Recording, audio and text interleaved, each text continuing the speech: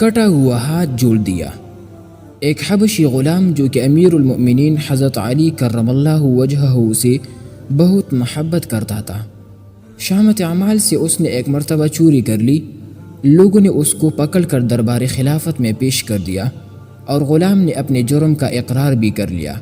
امیر المؤمنین حضرت علی کرم اللہ وجہہ نے حکم شرعی نافذ کرتے ہوئے اس کا ہاتھ کاٹ دیا۔ جب وہ اپنے گھر کو روانہ ہوا تو راستہ میں حضرت سلمان فارسی رضی اللہ عنہ سے ملاقات ہو گئی۔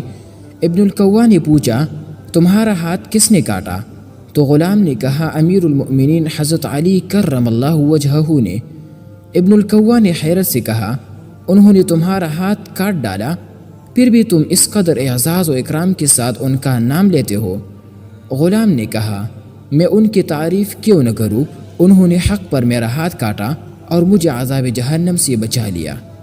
حضرت سیدنا سلمان فارسی رضی اللہ عنہ نے دونوں کی گفتگو سنی اور امیر المؤمنین حضرت علی کرم اللہ وجہہ سے اس کا تذکرہ کیا تو امیر المؤمنین حضرت علی کرم اللہ وجہہ نے اس غلام کو بلوایا اور اس کا کٹا ہوا ہاتھ کلائی پر رکھ کر رومال سے چھپا دیا، پھر کچھ پڑھنا شروع کر دیا۔